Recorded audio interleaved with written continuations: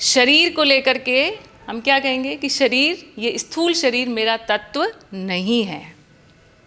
ठीक है, यहाँ तक किसी को कोई प्रश्न नहीं? तो हम आगे बढ़े।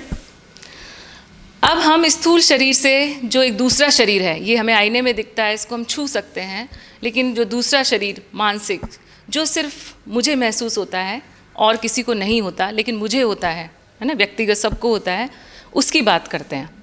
उसमें सबसे पहले आती हैं हमारी संवेदनाएं, सेंसेशंस। भूख है, प्यास है, दर्द है, ये सब क्या मुझे दिखते हैं, अनुभव होते हैं? पहला नियम होते हैं, और ये बदलते भी हैं। भूख लगती है, मुझे पता रहता है कि अब मुझे भूख लगी है, तब भी मैं हूँ। भूख जब शांत हो गई खाना खाने के बाद, तो भी मैं हूँ। मैं ये जानता हूँ कि अब मेरी भूख शांत हो गई, अब मुझे भूख लग रही है ना। या दर्द हो रहा है, दर्द के पहले भी मैं हूँ, दर्द के बाद में भी मैं हूँ, दर्द के समय भी मैं हूँ। तो वो कांस्टेंट एक जो है जानने वाला, वो लगातार है। दर्द आता है, जाता है, भूख आती है, जाती है, प्यास लगती है, शांत होती है, और ये मुझे महसूस भी होते हैं, अनुभव भी होते हैं, और ये बदलते भी हैं। तो संवेदनाएं भी मेरा तत्व नहीं है।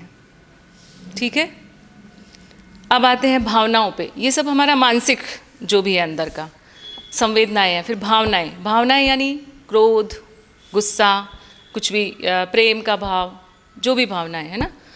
तो भावनाओं पे भी अगर हम ये 2 नियम लगाएंगे तो क्या पाएंगे? भावनाएं मेरा तत्व हैं कि नहीं है? नहीं है। हाँ, भावनाएं बदलती हैं, भावनाओं का मुझे अनुभव होता है। उसके बाद इच्छाएं देख लेते हैं। इच्छाओं के बारे में क्या कहेंगे आप?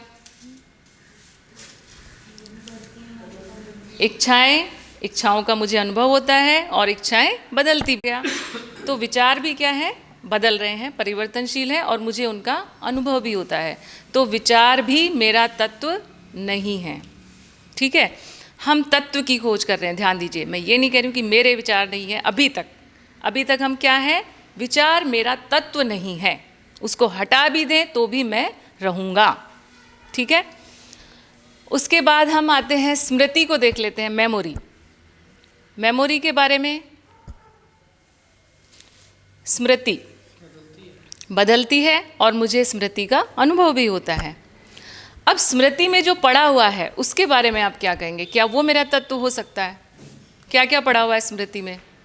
मेरा नाम, मैं कहाँ पैदा हुआ, मेरे माता पिता कौन हैं, मैंने कौन से कॉलेज से पढ़ाई की, मैंने कौन से विभाग में नौकरी की, और मेरे संबंधी कौन कौन है, मेरी डिग्री क्या है, मुझे किसने बुरा बोला, किसने अच्छा बोला, ये सारा कहाँ है? स्मृति में है। अगर आप ध्यान देंगे तो पूरा जीवन स्मृति में है। वास्तव में कहाँ कुछ है क्या? तो ये जो स्मृति में है सब, अगर इसको हटा दें तो क्या मैं बचूंगा? बताइए। बचेंगे ना, है ना। किसी की याददाश्त चली जाती है तो वो ये कहता है मुझे कुछ भी याद नहीं है, मैं कौन हूँ, लेकिन मैं हूँ, मैं अभी भी हूँ।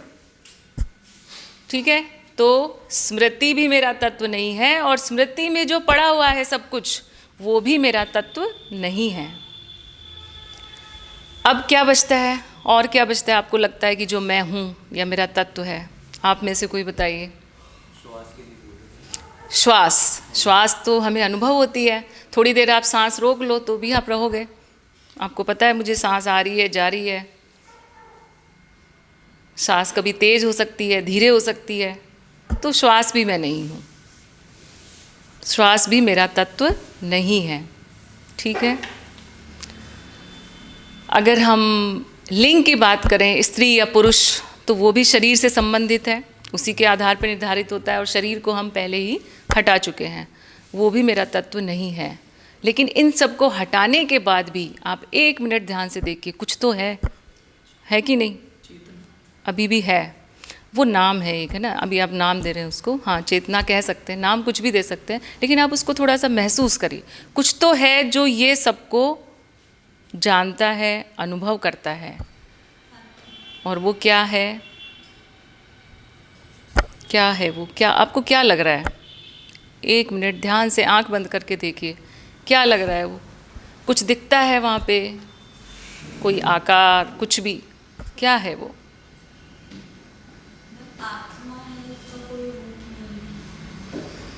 वो आपने एक नाम दिया। जी, मेरा होना। बहुत सुंदर, बहुत ही सुंदर।